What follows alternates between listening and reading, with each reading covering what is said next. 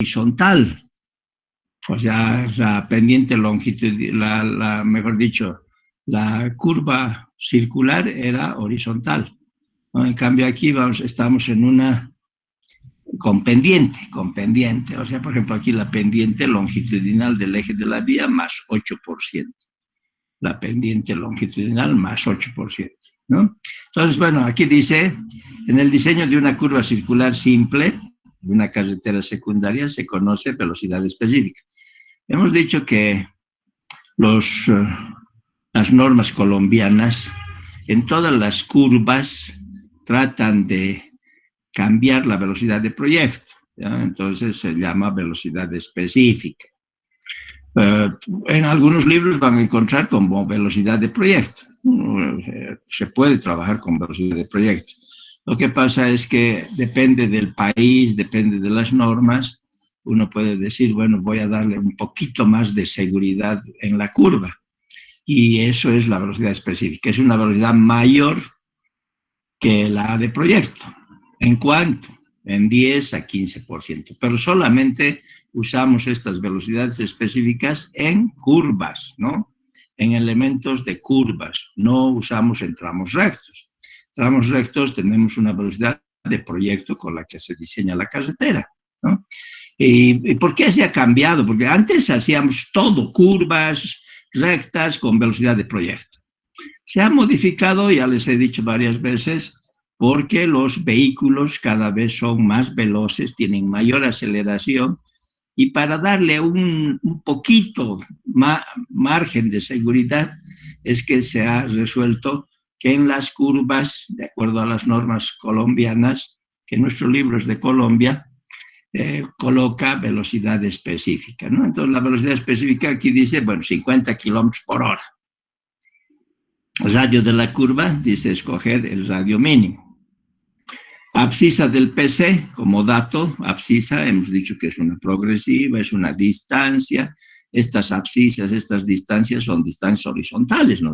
Siempre nosotros cuando agarramos un plano, mido 2 puntos A y B, digamos, 2 puntos A y B del plano, y esa distancia que voy a obtener es una distancia horizontal, a la escala que esté el plano, ¿no? Entonces, siempre tienen que tener presente que las distancias son horizontales. Esta abscisa, por ejemplo, es una distancia horizontal.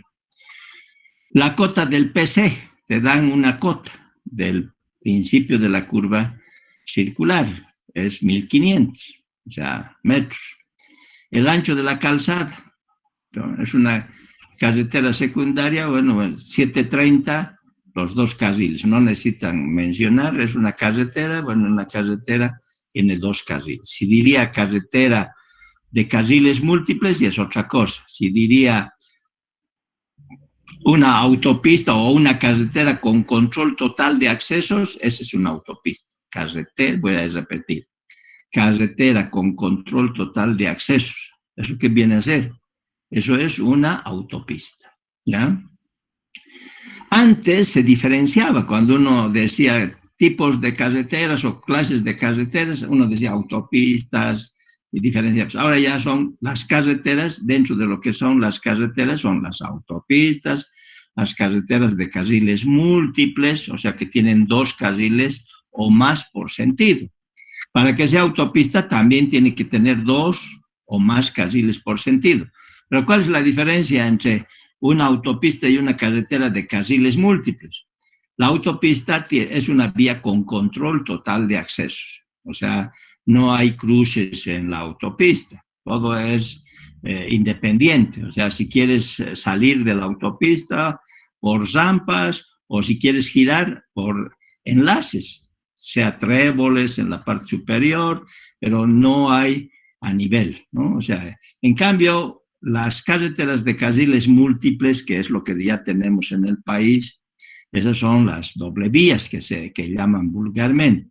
Esas doble vías son de inferior calidad a las autopistas, pero tiene que tener 2 o más carriles por sentido. Las que se está haciendo en el país, en las carreteras, son 2 carriles por sentido, ¿no? ¿Y cómo son los cruces? Son a nivel. no son a desnivel, o sea, hay rotondas a donde se gira o distribuidores a nivel. Ahí está la diferencia, ¿no? Es de menor calidad, o sea, de inferior calidad en especificaciones técnicas, las carreteras de carriles múltiples. Nosotros, más que todo, para aprender a este nivel de pregrado, lo que estudiamos y lo que vamos viendo más que todo son los caminos o las carreteras. ¿En qué consisten esas carreteras? Un carril de ida y un carril de vuelta, que es lo que estamos manejando. Ancho de la calzada, por ejemplo, indica que hay un carril de ida y un carril de vuelta. Y eso es un carril, tiene aquí en este caso 365 y 365 el retorno. Entonces la suma 730, los dos carriles. Eso es calzada, ¿no ve? Ustedes ya tienen que saber diferenciar qué es calzada, qué es carril, qué es la berma, qué es bombeo, etcétera. El otro día me sorprendió que no sabían cuál era el bombeo. Bombeo normal, dice. Bombeo normal es cuando estás en tangente o en tramo recto. En una carretera estás en un tramo recto y tienes una inclinación. Esa inclinación ayuda a que el agua de lluvia, o sea, el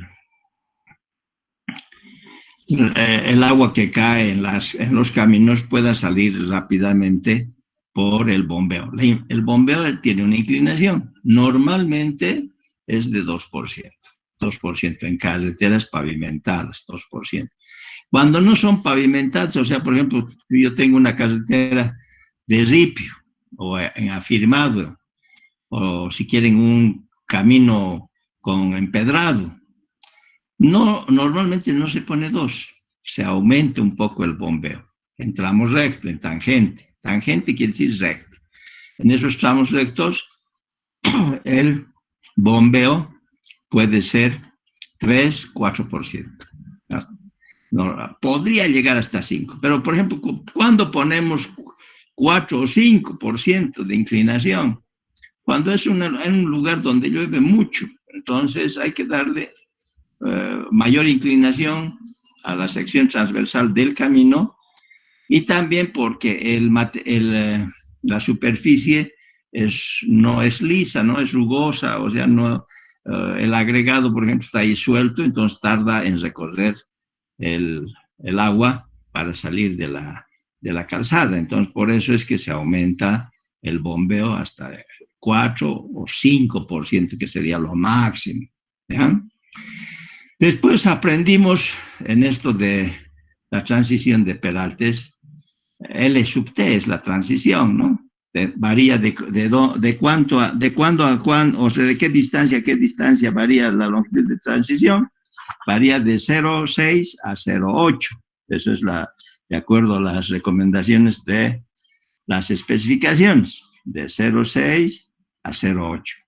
En este caso, o sea, esa transición nosotros podemos adoptar, o sea, puede ser 0,6, 0,7, 0,8. Entonces, transición, aquí está el otro extremo, o sea, 80% en recta.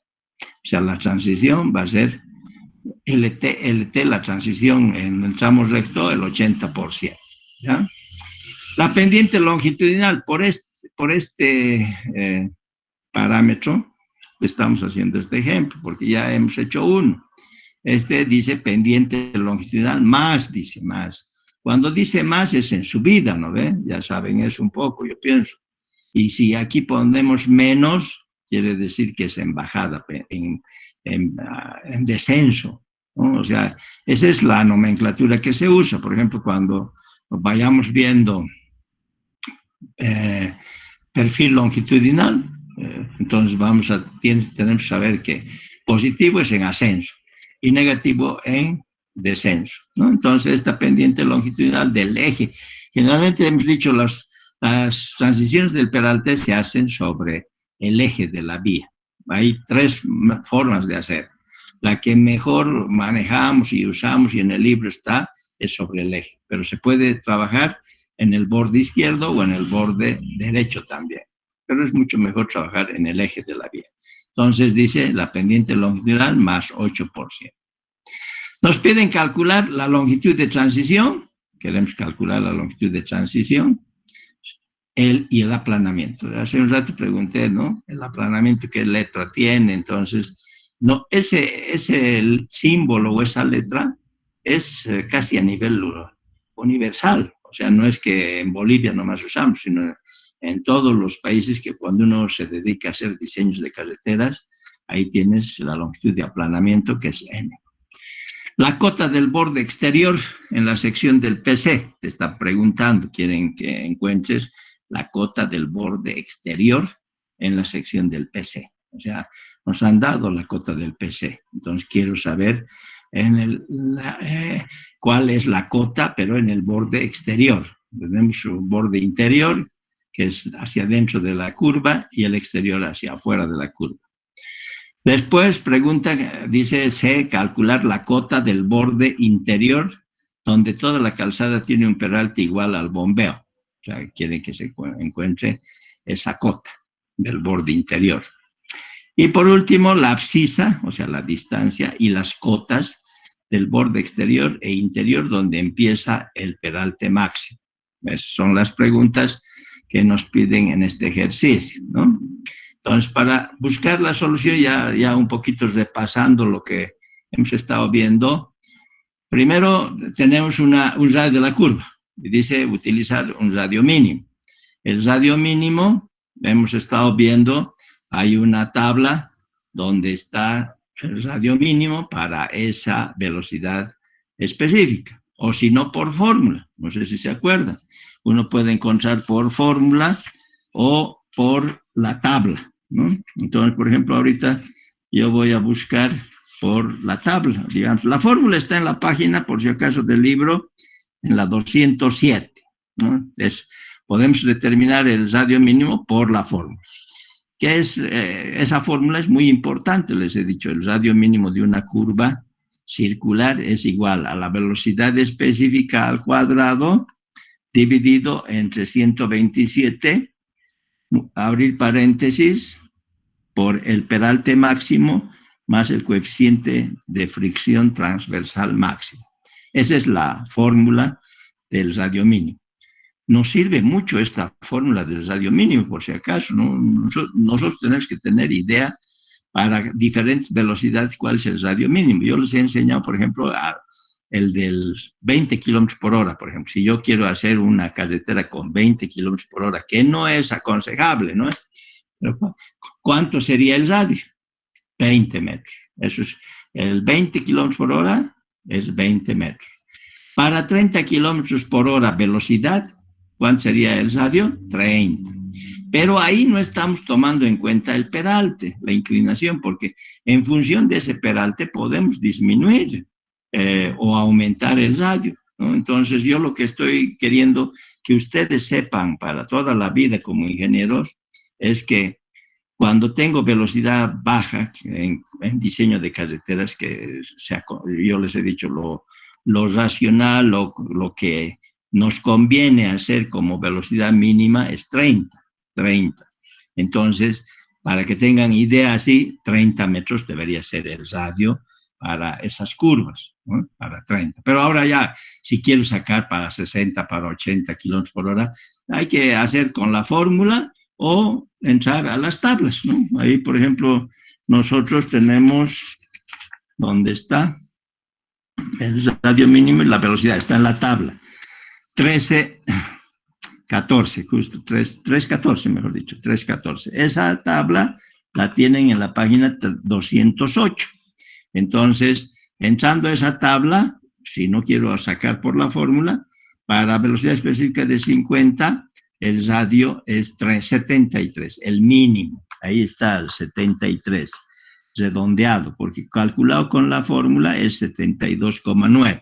Entonces, no vamos a estar usando con decimales, podemos redondear. Entonces, es en ese sentido que su tabla dice radio mínimo redondeado, 73. Bueno, entonces ya tenemos cuánto es el radio mínimo para estas condiciones, ¿no? O sea, aquí nos dice utilizar el radio mínimo para la velocidad específica de 50.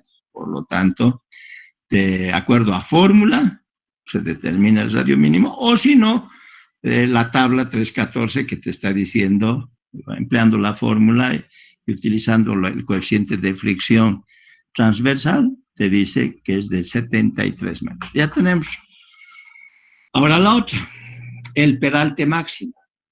El peralte máximo, yo les he estado comentando que en Bolivia normalmente usamos un peralte máximo de 8%, ¿no? Ese es el peralte por decir algo así. Yo quiero diseñar una carretera, entonces voy a usar el peralte máximo de 8%. Se puede usar, hay varios peraltes, el peralte máximo es 12, pero es para unas situaciones específicas. Después tenemos el peralte de 10, después el peralte de 8 y también tenemos el peralte de 6. El de 6, por ejemplo, como peralte máximo se usa en vías urbanas. O sea, cuando yo estoy en un camino que estoy en vía urbana, entonces el peralte no puede ser mayor al 6%. Y ya les he explicado también por qué no puede ser mayor al 6%, porque en una vía urbana tenemos las casas al lado de la carretera. Entonces, si yo le inclino más en una curva, le doy la inclinación al camino, entonces, ¿qué pasa con ese peralte? Va a tener más inclinación y, bueno, las casas que generalmente están al mismo nivel, va a estar enterrado uno y el otro posiblemente está a nivel. Entonces, para no tener ese gran problema de enterrar a unas viviendas, es que el peralte en curvas, en zonas urbanas, se toma como máximo, esos son límites, como máximo 6, pero eso no quiere decir que hay que trabajar con 6, ¿no? Podemos bajar un poco, ¿ya?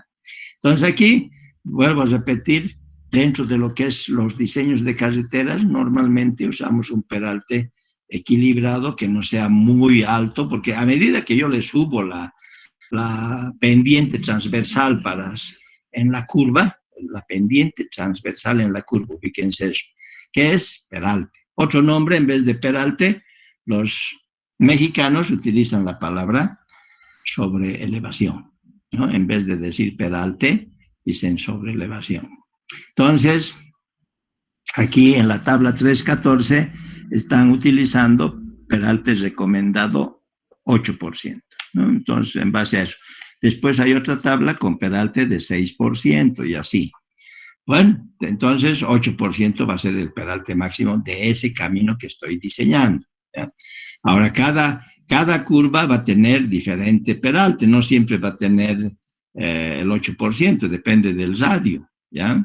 Bueno, después de eso, seguimos queremos encontrar la longitud de transición y el aplanamiento. Entonces, primero hay que buscar la pendiente relativa de los bordes. Esa pendiente relativa de los bordes, el símbolo que tenemos en el libro es M minúscula, M. Ese M minúscula tenemos un máximo y un mínimo. Entonces, entrando a la tabla 318, que está en la página 213, para la velocidad específica de 50 kilómetros por hora, y utilizando el valor máximo, dice M es para 50, 0,77. Entonces, 0,77%. Es otro dato que tenemos que sacar en base a la velocidad específica, ¿no? Esta pendiente relativa de los bordes con respecto al eje de la vía está en la tabla 318, ¿ya? Entonces ya tenemos esos.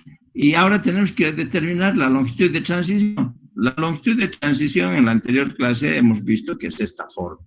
Esta es la fórmula que hay que usar para determinar la longitud de transición. La letra que se utiliza es L sub T, longitud de transición, ¿no? ¿Qué es igual a qué? Al carril por el peralte máximo que estamos nosotros adoptando sobre la pendiente relativa de los bordes que se ve. El carril, si la calzada era 730, el carril es 365, ¿no? La mitad.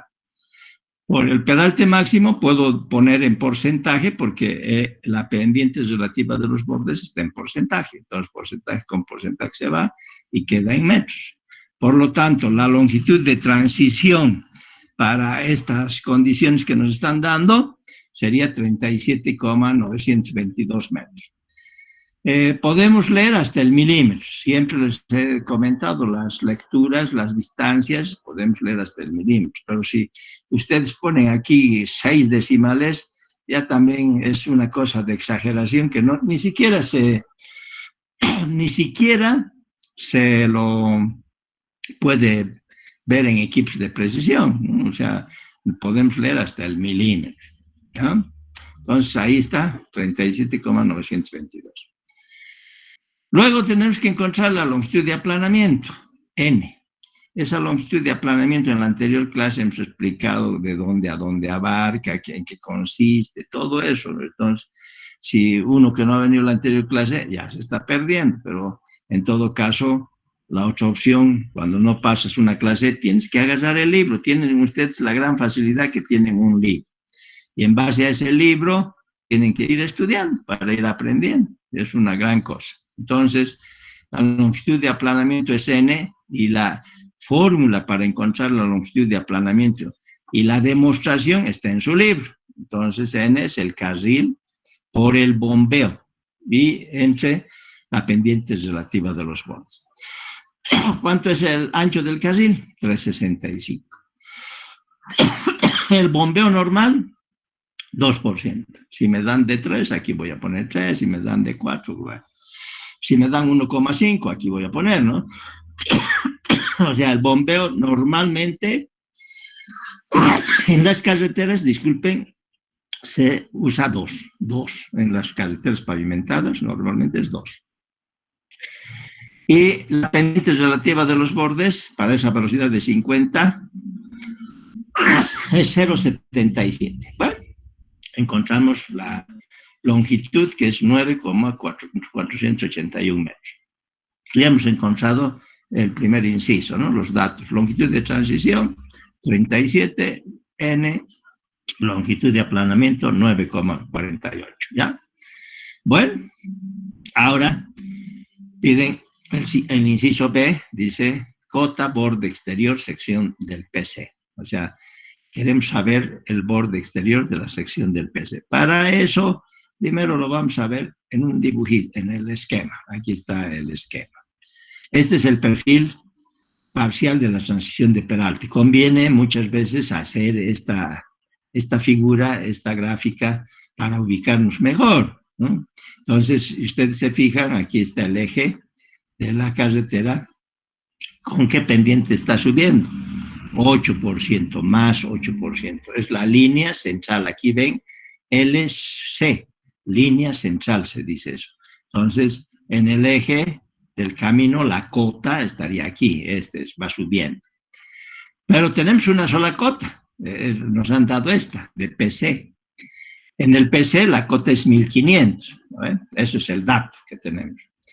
Pero nosotros tenemos que, ustedes en la anterior clase yo les he dicho, del PC hacia una distancia que en este caso sería el B, que aquí tenemos la letra B, esa es la longitud de transición para el 80%, o sea, no es todo, desde el PC hasta en este caso hasta el B, todo esto es 0,8 de la longitud de transición, o sea, para poder ir midiendo cuánto es la longitud de transición, tengo que empezar en el PC, si se acuerdan. En la anterior clase hemos hecho un ejemplo donde siempre uno no sabe ¿y cuál voy a tomar? ¿De dónde arranco la longitud de transición?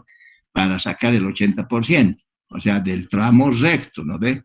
Hemos dicho, si ustedes quieren ver, van a ver aquí dice, transición 80% en recta.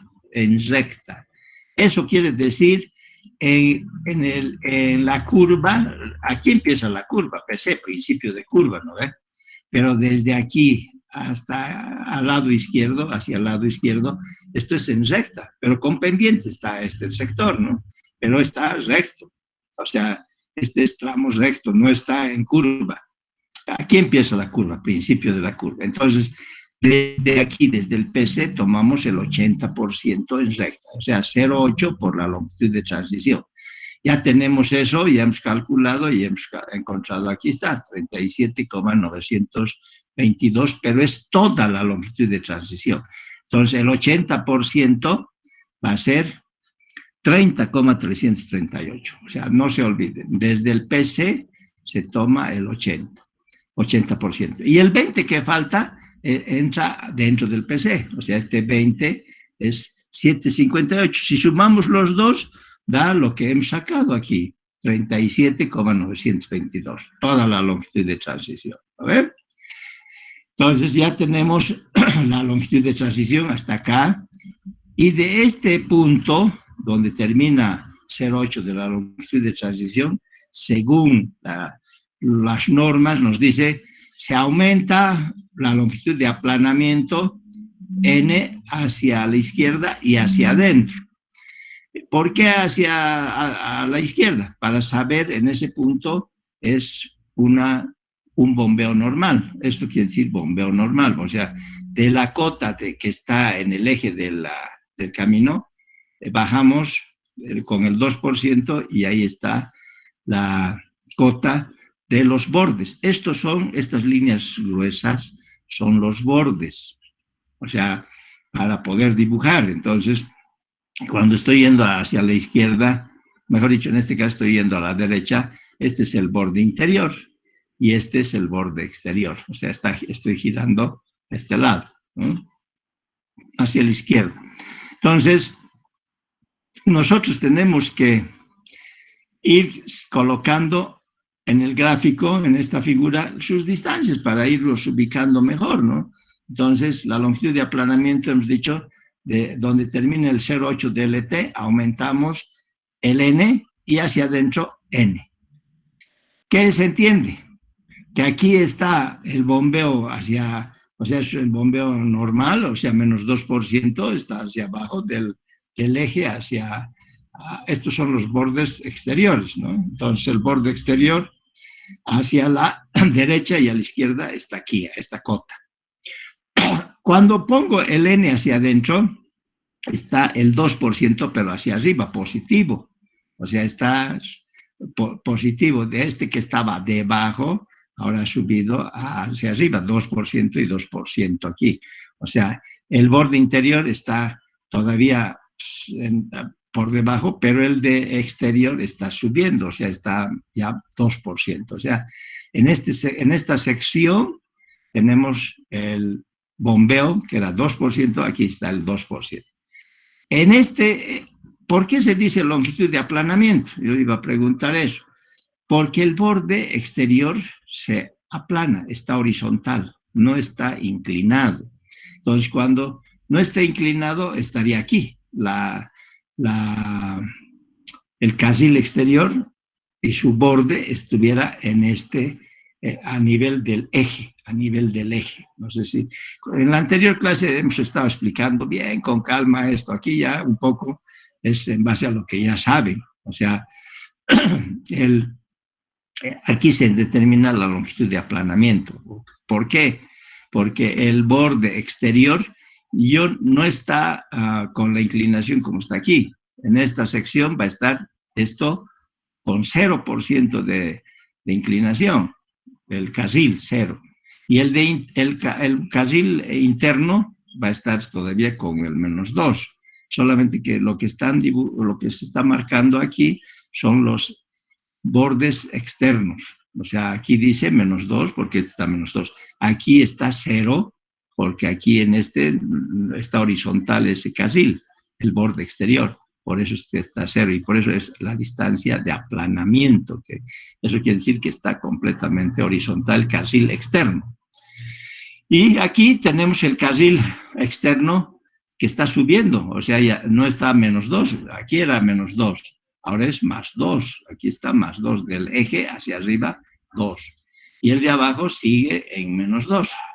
Entonces, esta sección te está diciendo si tengo N y N en este punto, o sea, si determino con estas distancias que son la longitud de aplanamiento, tengo esta sección, ¿no? O sea, porque no es adivinar y poner cualquier lugar, o sea, tienes que calcular el N, mides y ahí está la sección donde tenemos el 2% en el borde exterior, o sea, positivo. En el exterior, positivo 2%, quiere decir que del eje está hacia arriba, Este es el eje, ¿no? Entonces, de esa forma estoy dibujando este borde exterior. Vas y llegas hasta un punto donde tenemos la longitud total de transición.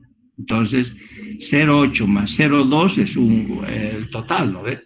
Aquí 7,584 es 0,2, más el 0,8, 30,338, la suma total.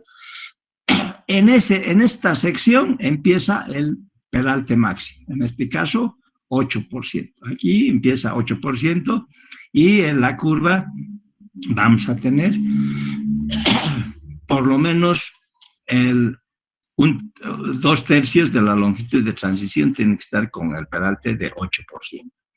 Aquí empieza la curva, ¿no? Pero desde este punto C o D, ahí empieza el peralte máximo, ¿no? Entonces, al hacer esto que estamos explicando, es el elaborar una transición del peralte. En eso consiste el tema, ¿no? Transición del peralte.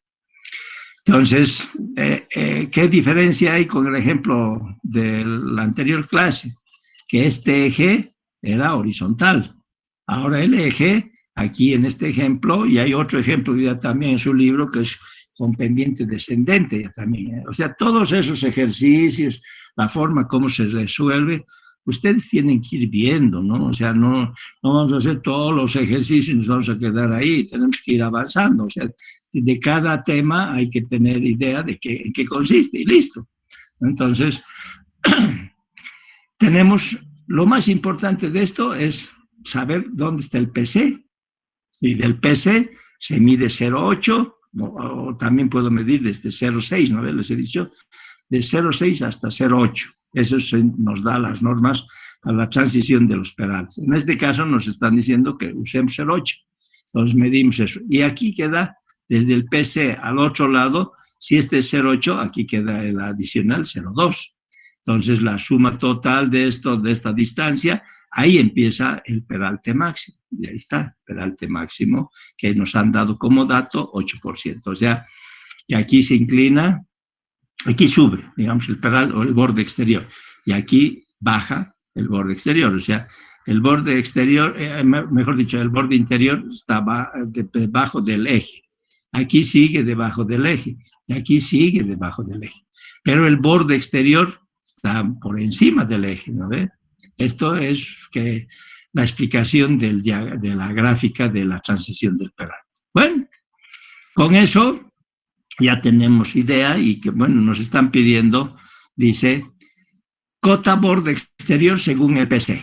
Entonces, para el cálculo de cotas, dice, y abscisas es recomendable dibujar. Nos están explicando que conviene dibujar un perfil parcial de la transición del peralte. Cuando dice perfil parcial, quiere decir que no es de toda la curva, sino la mitad, ¿no? Que la otra mitad generalmente va a ser como espejo, las mismas distancias reflejadas, ¿no? O sea, por eso dice perfil parcial nomás de la transición del peralte. Para eso, la cota del punto A. Si nosotros revisamos y queremos empezar a entender, la cota del punto A está aquí. Esta es la cota del punto A. Y nos han dado la cota del punto C. Entonces necesito encontrar esta cota del punto A. Para eso, ¿qué hacemos? Tenemos, aquí dice cota del punto A, es la cota del PC más PCA, ¿no? Entonces vamos a ver, aquí está PC y A, esta distancia. Necesito saber para encontrar la cota de A, ¿no ve? Nos han dado este PC. ¿Y por qué estoy empezando aquí? Porque la cota que te han dado está en PC. Si te hubieran dado la cota en otro punto, en ese punto tenías que arrancar. No vas a arrancar sin conocer la base, en qué lugar estás partiendo. Entonces, aquí como dato de origen, el primer punto de la cota te están dando en PC. Por eso, entonces estoy agarrando PC y quiero encontrar esta distancia para encontrar esta cota de A aquí, en este punto. Entonces, ¿cómo se hace para encontrar eso? Eso es lo que estamos queriendo aprender aquí, ¿no? O sea, PCA, aquí es igual, esa distancia vertical, que en este caso sería, a ver aquí, esta distancia, PCA, AA, PCA. Esta es una distancia vertical, no es una distancia horizontal. Estas son las distancias horizontales y si usted se fija, son horizontal, no hay inclinado. O sea, aunque el camino estará inclinado, pero las distancias son horizontales. ¿Ya? Entonces, esta es una cota, una altura, desde PC hasta A. Y para encontrar esa cota de PC a A, es el carril por el peralte. Ese carril es de 365, pero el peralte de eso no conozco. Entonces voy a poner E nomás, ¿no? O sea, después vamos a encontrar este valor. Entonces aquí el peralte es E en este punto, no es el E máximo, es un E, que es menos que el máximo. Entonces, colocamos así. Para determinar el peralte E', se observa que el triángulo BCD es semejante al triángulo BAPC. Entonces, ¿qué es lo que hay que hacer? Por semejanza de triángulos, tenemos que igualar. O sea, aquí tengo C, B, D. Este es un triángulo. ¿Y cuánto es su longitud? Por ejemplo, aquí del B hasta el D es LT, ¿no? LT. Aquí es LT. 0,8 más 0,2, LT total. Y tengo que saber esto. CD. Este es el peralte de 8%. Este conozco, o sea, la CD. Pero el otro triángulo semejante va a ser BAPC. O sea, esos son los dos triángulos semejantes. A ver, vuelvo a repetir. Un triángulo es CBD y el otro va a ser ABPC. Entonces, en base a esta relación de triángulos, voy a encontrar cuánto vale este peralte en esta sección, ¿no? Entonces, es lo que estamos queriendo hacer. Entonces, dice, PCA es a CD, si quieren revisemos, PCA es a CD, esto, las dos son paralelas, ¿no? Y la otra vamos a sacar la distancia horizontal, que vendría a ser 0,8 de LT para una, y la otra es 1 de LT. O sea, a ver, veremos. Para CD, por ejemplo, para CD, que es el máximo, es todo esto, desde el B, esto es 1 LT. Y para este triangulito de aquí va a ser 0,8 de LT. Y que eso es lo que estamos colocando aquí. 0,8 de LT y 1 de la longitud de transición. Entonces, de aquí voy, CD a que es igual. Este CD es al carril por el peralte máximo. Este es el peralte máximo, es el del 8%. Entonces, ahí tengo para el CD. Pero este carril por E, que hemos estado viendo hace un momento, sobre el carril de E máximo, despejo el E y voy a tener 0,8 por el peralte máximo, el peralte máximo. Entonces, 0,8 por 8 es 6,4%. Por lo tanto, este 6,4% va a ser E'.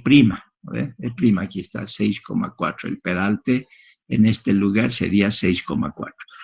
Ese 6,4 por los 365, que es el ancho de PCA, estoy queriendo sacar esta altura, entonces va a ser 365 el ancho del carril por el peralte E', que es 0,064, porque este es el porcentaje, entonces aquí tengo que poner 0,064, voy a tener 0,234, o sea, la alturita de este PC hasta A es 23,4 centímetros. ¿Ah?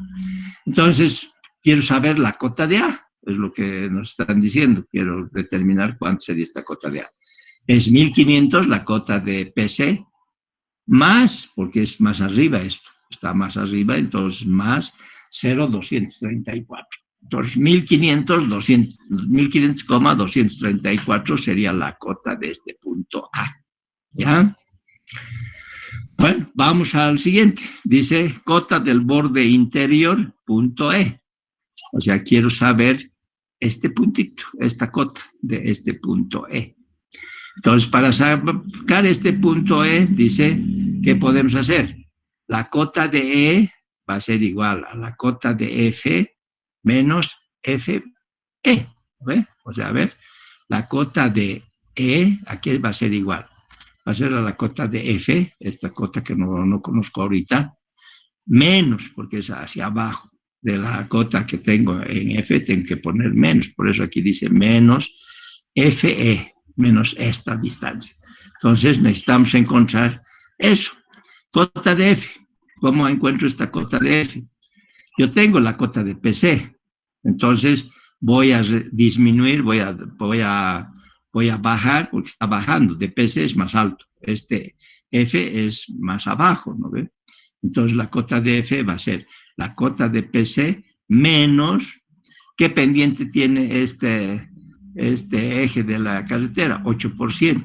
Entonces pongo 0.08 multiplicado por 0.8 DLT, esta distancia, 0.8 DLT, esto porque quiero sacar hasta aquí, pero menos N, o sea, para sacar este de aquí, o sea, DF, o sea, hemos hecho hasta aquí, 0.8, fíjense, 0.8 de la longitud de transición es todito hasta aquí, pero no estoy haciendo aquí, estoy queriendo hacer en F, entonces voy a restar menos N. Entonces, de aquí recién puedo sacar la cota de F, esta cota de F, así. Entonces, reemplazamos valores y la cota de F va a ser 1498,331. Listo, entonces ya tenemos la cota de F que nos están pidiendo en el borde interior. Este es borde interior, ¿no? Bueno, vamos a ir viendo. Ahora quiero sacar la cota de E, esta cota de E. Hemos sacado F, ahora vamos a sacar la cota de E. Para poder sacar la cota de E, dice, tengo esta cota de F, hemos dicho, menos esta altura que hemos determinado, 0.73, y tenemos 1400, esto estoy repitiendo, ¿no? 1498, o sea, ya hemos encontrado la cota de E, ahí está. Ahora quiero saber la abscisa y cotas para el E máximo, para este máximo. Aquí el peralte máximo está aquí empieza el peralte máximo. Entonces necesito saber, dice, de acuerdo a lo que nos están pidiendo, abscisa, cuánto es la abscisa y la cota para el peralte máximo. Abscisa, para donde tengo el peralte máximo, va a ser el PC, aquí tengo el PC. ¿Cuánto falta para tener la abscisa máxima, la distancia? O sea, nos falta más 0,2 de la longitud de transición. Y ahí tengo la abscisa en esta sección. ¿Ve? Entonces, la abscisa en el PC nos dieron como dato, kilómetro 4 más 320,470. Entonces, la abscisa viene a ser TPC, el dato que acabo de decirles, más 0,2 de la longitud de transición. Esa 0,2 es esto, 7,584. Y de ahí tengo la abscisa en E máximo, en el peralte máximo. Entonces, 4 más 328,054. Listo, hemos encontrado aquí. Esta es la abscisa. Ahora vamos a buscar qué más dice cota, la cota para el peralte máximo. Entonces, para buscar la cota, puedo buscar la cota exterior y la cota interior, en ese lugar. Para buscar la cota exterior, ¿qué tenemos? Tenemos la cota de C, digamos, quiero saber esta cota de C, ¿cuánto es esa cota de C? Entonces, para poder sacar esa cota de C, dice, es la cota de D, o sea, la que tengo en el eje, aquí la cota de D, más esto, más esta distancia, más DC. DC, bueno, vamos a ver con letras, más DC. Eso es la cota de C. Entonces, para eso, nosotros DC es el carril por el peralte máximo, esa es la altura. El carril es 365, por el peralte máximo en ese lugar es 8%, 0.08. Entonces, DC vale 0,292 metros, el DC 29 centímetros. Y de ahí nosotros tenemos que determinar primero cota de D. No tenemos tampoco la cota de D. Entonces, para encontrar la cota de D, porque este hemos encontrado, DC 0,292. Pero nos falta la cota de D. Entonces, para encontrar la cota de D, aquí tenemos la cota de PC y tenemos que encontrar esta cota de D. Entonces, ¿qué tenemos que hacer? A partir de la cota de PCE, más, porque está subiendo, ¿no? Por eso es que se pone más, porque estas cosas no es que te tienen que decir que vas a poner positivo o negativo, sino que tú viendo la gráfica por la pendiente que tiene, entonces tienes que ser más arriba, ¿no? Entonces, por eso es más. ¿Qué inclinación tiene el eje del camino? 8%. Más esta distancia. ¿Cuánto es esa distancia? Es 7,582. 7,584. Entonces, encuentro hasta aquí. Listo. Y de ahí saco el D. Entonces, 1500,607. Y de ahí recién tengo el D más DC. Entonces, 1500,607 más la distancia de C, 0,292. Y de ahí tenemos la cota del borde exterior. El borde exterior siempre tienen que ubicarse. Este es el exterior, está arriba, o sea, inclinándose, y este está abajo. Entonces, ya hemos sacado este borde exterior, C. Ahora nos debe pedir el borde interior, este G. A ver. Cota del borde interior. Entonces, la cota del borde interior G va a ser la cota de D, que ya sabemos, menos DG.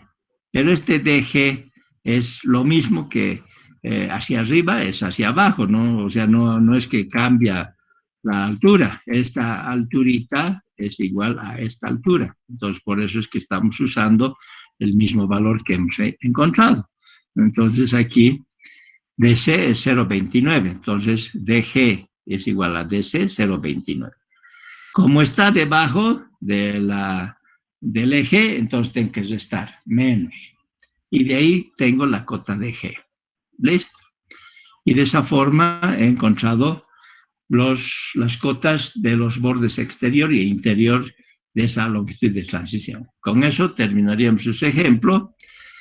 Y bueno, para concluir con esta parte del diseño geométrico horizontal en planta, aquí tenemos una explicación de la entretangencia mínima. Si se acuerdan, hemos hablado de la entretangencia. La entretangencia es una distancia horizontal entre el PT y el PC. O sea, una distancia que hay, eso se llama una distancia recta, ¿no? Eso se llama la entretangencia.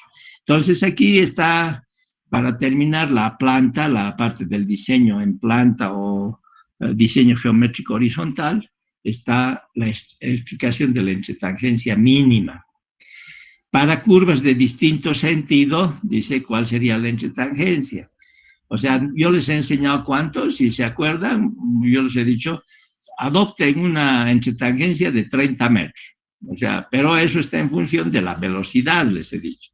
Entonces, aquí, por ejemplo, dice que para encontrar esos valores de la entretangencia como mínimo, dice que deberías recorrer una distancia en un tiempo de 5 segundos a la menor de las velocidades específicas. Y en el tramo que tengo diferentes velocidades específicas, entonces a la menor velocidad específica que está adyacente a esa curva, voy a determinar cuál sería la distancia cuando recorre 5 segundos. Entonces, de esa forma, uno puede determinar cuánto es la entretangencia mínima. Eso es de acuerdo a las recomendaciones de las normas, ¿ya?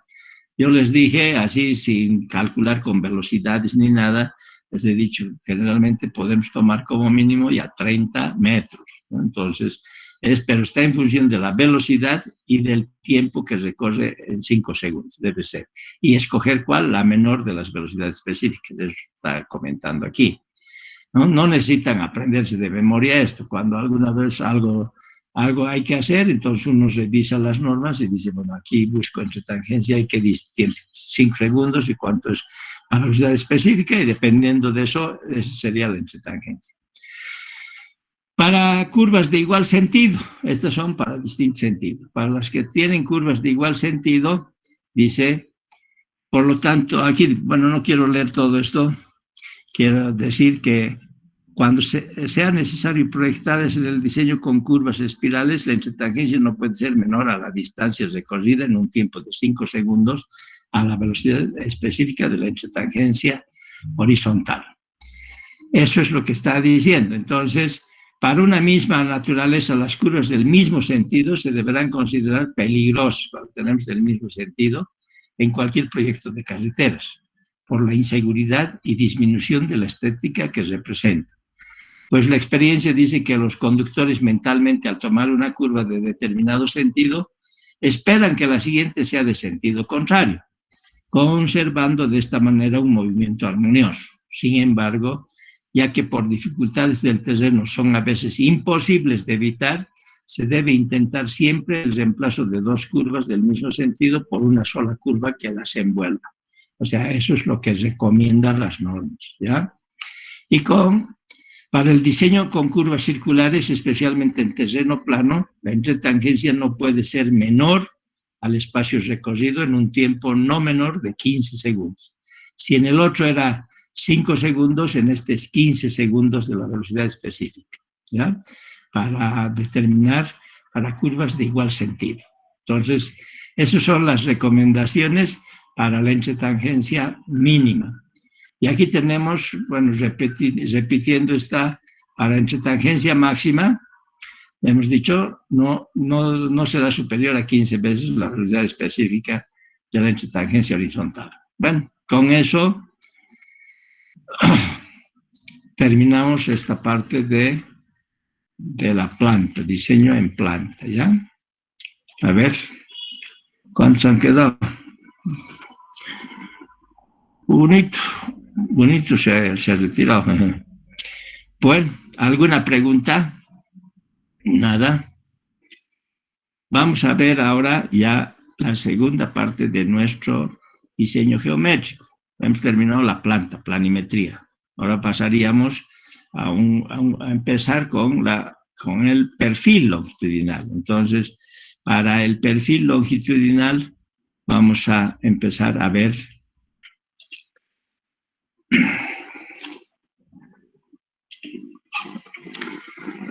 esto.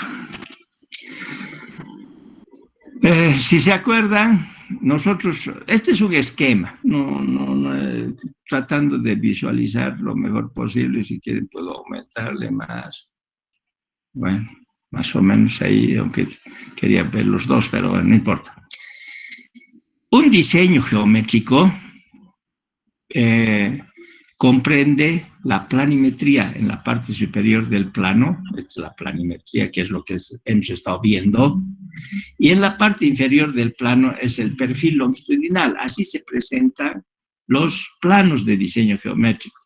Lo que ocurre con ustedes es cuando están haciendo el proyecto, hacen una planimetría y en otra hoja, en otro plano, hacen el perfil, ¿ya? Porque primero van a hacer la planimetría, pero si ustedes quieren aprender mejor, siempre comprende la misma progresiva que tengas aquí, por ejemplo, que sea el 5, kilómetro 5 hasta el kilómetro 6 aquí, este perfil es del 5 al 6, o sea, tiene que abarcar todo lo que está en la planta. No es que aquí tienes una progresiva y esta de aquí es otra progresiva, no, es la misma, solamente que esto es planimetría.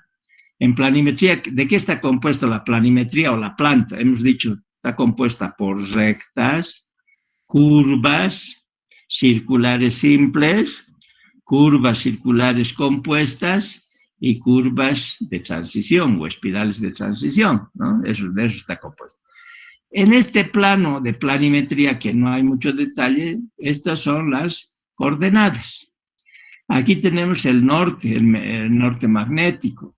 Aquí está dibujada la escala, digamos, gráfica. Y esto sí es muy importante. Cuando nosotros hacemos un diseño en planta, en un plano, tiene que aparecer todos los elementos que hemos calculado. Normalmente aquí tendría que estar el radio, la longitud de la curva, la tangente, la externa, el grado de curvatura, la cuerda larga, si ya, esos son como complementos, pero todos los elementos más importantes. Y esos elementos importantes también están aquí. Aquí es el principio de curva y es el principio de tangente, ¿no? Entre esto y esto es la entretangencia, esta distancia, ¿no? Aquí empieza otra curva. Aquí están puro curvas circulares. Entonces termina esta curva, este es PT. Y empieza la otra curva PC. Entonces, esta distancia se llama la entretangencia, ¿no? Entonces, esto es planimetría. Ahí tenemos la planimetría. Esto es importante, los elementos de la curva. Entonces, esta, por ejemplo, es una primera curva. Aquí debería ser P1, puede ser la nomenclatura P2. Aquí no está muy detallado. Aquí las coordenadas tienen que tener sus datos, las coordenadas en norte y al este, tienen que estar sus datos. Aquí no tiene nada, ¿no? Pero quiero aclarar que es un croquis, una explicación general para decir que el diseño geométrico comprende la planimetría y esto es la altimetría, que es lo que vamos a entrar a ver. Y si ustedes, ahorita yo les pregunto, ¿qué es esto? ¿Qué es esto que está aquí? Esto de aquí, sí, que estoy con el mouse marcando. A ver, ¿quién me dice qué es eso? Ni idea. ¿No tienen ni idea? La transición de Peraltes, ingeniero. Muy bien. Luis Vargas, ya te anoté, ¿no? Muy bien. Esa es la transición de Peraltes. Esa transición de Peraltes actualmente se tiene que hacer en los planos. Antes no era obligatorio. Antes no era obligatorio. No tenía que aparecer obligatoriamente. Pero ahora sí se está colocando entre lo que es la planimetría y el perfil. Aquí está. Y si uno revisa, por ejemplo, uno dice, bueno, ¿y esto cómo es esto? Aquí tienes una curva. Aquí tienes otra curva, aquí tienes otra curva y aquí tienes otra curva. O sea, hay cuatro curvas. Entonces, 1, 2, 3, 4. O sea, son la transición del Peralte, lo que hemos estado viendo ahorita, ¿no? Aquí, por ejemplo, están casi horizontal, ¿no? O sea, horizontal. Este es el Peralte máximo, no sabemos exactamente qué valor tiene. Esto hay que llenar. Todo esto se va llenando, ¿no? Entonces, para tener la transición de Peraltes. Había una época que no era necesario, había un plano especial donde se decía cómo se hace la transición de Peraltes y listo. Ahora se está pidiendo que de cada curva haya la transición del Peraltes. De esta, fíjese, es una curva, 2 curvas, 3 curvas, 4 curvas. Y aquí está 1, 2, 3, 4 curvas. ¿Ya? Bueno. Estamos queriendo entrar al capítulo 4 de su libro, al capítulo 4, que son alineamiento vertical. Ese alineamiento vertical, ¿cómo se hace? O sea, ¿cómo se empieza a calcular? O sea, el diseño geométrico vertical, alineamiento vertical. ¿Qué es esta línea gruesa, por ejemplo? Esta línea gruesita que está aquí marcada. Esa es la rasante del camino. La rasante del camino, que es lo que hay que hacer, hay que encontrar en este perfil. O sea, ¿cómo se hace este perfil? Primero, este segmentado es el eje del camino, Del eje del camino tenemos, cada 20 metros, por ejemplo, podemos sacar cotas. Y esas cotas las tenemos aquí. Este terreno irregular que está aquí, sube, baja. Esto que sube, baja, es así. Eso quiere decir que no había camino antes en este sector, porque si hubiera camino, esto no fuera así, pues. O sea, se estaría casi rectito, sin estos huecos, estas subidas, estas bajadas. Entonces uno tiene que entender que aquí es apertura de un camino, hay que hacer una apertura del camino, por eso es irregular. Este es el perfil del terreno, Pero este perfil del terreno, ¿dónde está? Es del eje del camino. De este eje estamos sacando. No estamos sacando de este borde o de este otro borde, estamos sacando del eje. Entonces, aquí empezamos, por ejemplo, de aquí está ese punto, este punto de abajo sería la cota que tiene este punto en el eje. De ahí podemos sacar a 20 metros y a 20 metros tal. Y vamos armando, vamos dibujando el perfil del terreno. Primero hay que dibujar el perfil del terreno. Esto que estoy con la manito del mouse, estoy recorriendo. Ese es el perfil del terreno.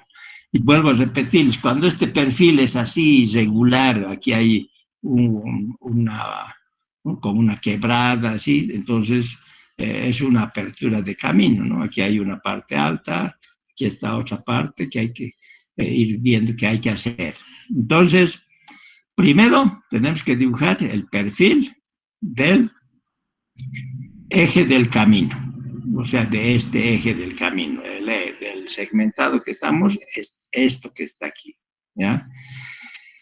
Si se fijan, aquí son las distancias horizontales, aquí son distancias horizontales. Un perfil siempre se hace así, distancia horizontal es la abscisa, y la ordenada, está la ordenada, ¿qué cosa vamos a poner? Las alturas o altitud o cotas. Estas es las alturas o altitud o cotas, ¿lo ven? Entonces, estas distancias son horizontales. Estas son distancias. Aquí, por ejemplo, hay distancia parcial, distancia acumulada, así se acostumbra a colocar, ¿no? Entonces, tenemos en la misma escala que esta planta, hacemos el abscisado, o sea, es la misma escala, Pero la ordenada, o sea, que son las cotas, no hacemos a la misma escala, no se hace a la misma escala. ¿Por qué no se hace a la misma escala?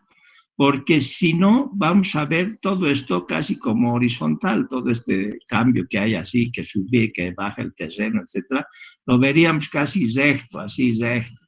Entonces, tenemos que deformar las cotas, las alturas, estas alturas, las deformamos. ¿Y cómo se deforma? Cambiando la escala. Si estoy haciendo diseño final a escala de un diseño geométrico de un camino, la escala horizontal es 1:1000 para hacer diseño final. Entonces aquí pongo escala 1:1000, es las distancias horizontales, y las distancias verticales voy a poner 1:100. Eso es deformar. Entonces es otra escala esta vertical. Por lo tanto, se visualiza estos cambios del terreno. Del terreno se visualiza así, que aquí tienes un punto alto y aquí tienes un punto bajo. Si estuvieran a la misma escala de la horizontal, esto casi sería una recta. O sea, no notarías estos cambios bruscos, sería casi una recta. Entonces, por eso es que la deformamos, ¿ya? O sea, para ver dónde hay el punto más bajo, dónde está el punto más alto. Entonces, una vez que se dibuja el perfil del terreno, recién entramos a querer hacer el diseño geométrico vertical, o sea, la rasante, que quiero marcar aquí estas líneas gruesitas, la más gruesa, esa es la rasante. ¿Y de dónde sale? Nosotros tenemos que hacer esta rasante. Entonces, esta rasante, normalmente lo que se hace es buscar que donde hay corte y relleno se equilibre, o sea, se reparta. Por decir algo, aquí no está completamente explicando así, pero aquí tienes que rellenar. Todo esto quiere decir relleno, porque el camino va a estar por acá va a estar más arriba, ¿no? Esa es la rasante, la cota terminada del camino que tenemos que ir haciendo, tenemos que ir rayando estas cotas. Pero para poder rayar, yo quiero explicarles que lo primero que se hace es buscar que se compense el corte con el terraplén. Por ejemplo, aquí tenemos un corte, hay que sacar todo este material. Entonces, sacamos este material y ¿dónde lo vamos a trasladar? A este hueco, hay que terraplenar. Entonces, eso es lo que se busca equilibrar. Por eso es que la rasante está colocada por acá. Porque yo podría poner la rasante por aquí arriba, Pero eso quiere decir que hay que rellenar todo, y no está bien, pues hay que saber interpretar cómo vas a poner estas rasantes. Entonces, se busca equilibrar el corte con el relleno o terraplén, ¿ya? Por ejemplo, aquí tenemos un poquito también de corte, entonces tiene que venirse a este lado, ¿no? O también este puede venir a este otro lado, a este sector, porque hay que rellenar, ¿no? Porque la rasante está por encima, en la línea gruesa. Y aquí es una curva vertical, que es lo que vamos a aprender a calcular. Aquí tenemos otra curva vertical, aquí tenemos otra curva vertical, aquí otra curva vertical, aquí otra curva vertical. O sea, estos puntos, esta es una rasante, viene hasta aquí, y esta es la otra rasante, el punto aquí terminaría por donde está la mano del mouse. Ese punto sería PI vertical. El de aquí son PI horizontal, ¿no? PI nomás manejamos, pero en estos de aquí tiene que ser PIB, PI vertical, ¿no? Entonces, esta es lo que tenemos que ir definiendo, esta rasante, ¿ya? Esta rasante va a tener una pendiente, o sea, de este PI a este PI vamos a trazar una recta y esa va a ser la pendiente. Esas pendientes no pueden ser muy grandes, ¿no? O sea, si ustedes ven las normas, las especificaciones dice pendiente del 10%, 12% para vías más o menos importantes. Lo máximo podríamos tener hasta 14, pero ya de ahí hacia abajo, o sea, 8, 10, 12, y no 18, 20 de pendiente, porque en carreteras no podemos tener pendientes de 20%, tenemos que tener 14 más o menos sería el máximo, ¿ya? De ahí hacia abajo. Si es una carretera principal, por ejemplo, Cochabamba-Santa Cruz, deberíamos tener la pendiente máxima 7%. Eso es lo que te recomiendan las normas de diseño geométrico. Pero resulta que por economía nosotros hay algunos sectorcitos donde le hemos puesto 9, o sea, un poco más, pero no le hemos puesto 15, ¿no? O sea, estuviéramos muy mal. O sea, hemos incrementado un poco la pendiente por economía para disminuir el movimiento de tierras, o sea, para que no sea muy costoso la construcción. Entonces, esos son casos excepcionales que a veces hay que tomar en cuenta, ¿no? Entonces, esta rasante es la que nosotros tenemos que determinar. Por ejemplo, aquí puede que no esté muy bien, pero bueno, es un croquis más o menos. Entonces, aquí, por ejemplo, tienes harto terreno que hay que excavar, hay que sacar todo eso, porque esta es la cota terminal del camino.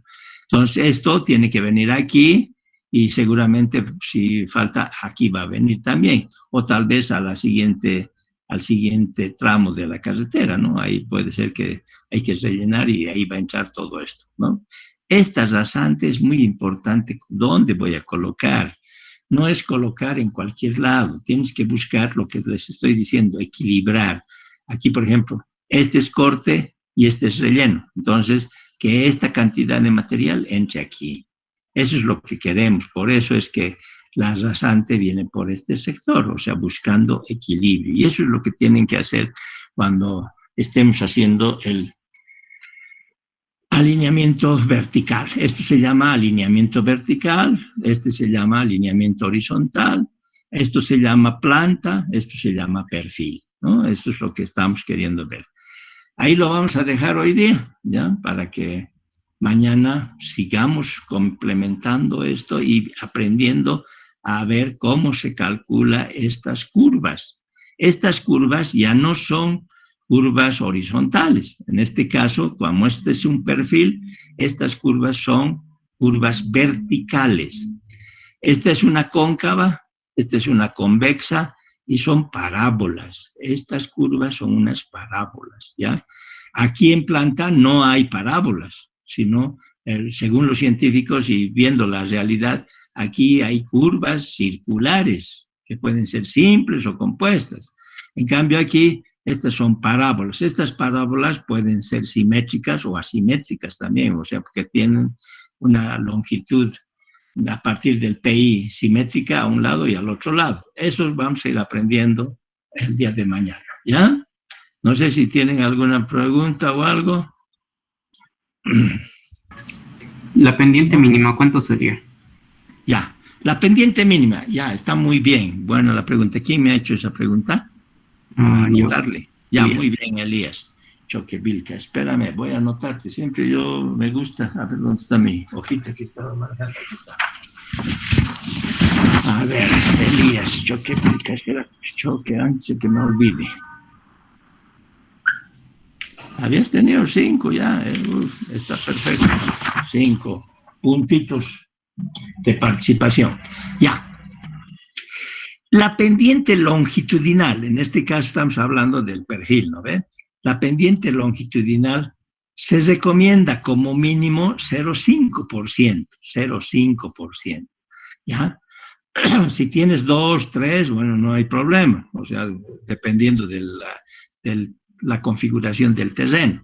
Pero cuando tenemos un terreno plano, conviene que tenga cierta inclinación. Entonces, se sugiere, se recomienda, fíjense, yo estoy empleando palabras que se recomienda poder tener 0,5% de pendiente longitudinal. Pero a veces hay lugares que son demasiado planos, ¿no? O sea, casi podrías hacer con 0% de pendiente, pero para tratar de sacar el agua de lluvia y tratar de que tu calzada se conserve, que no se deteriore, es que recomendamos poner una pendiente de 0,5. Podemos bajar a 0,35 también esa pendiente. Ahora, incluso podemos colocar con 0, pero tratar en lo posible siempre de darle algo de inclinación para poder sacar mejor, más rápido el agua. Por ejemplo, una cosa que tal vez aquí puedo enseñarles es que cuando nosotros diseñamos una estructura de pavimento,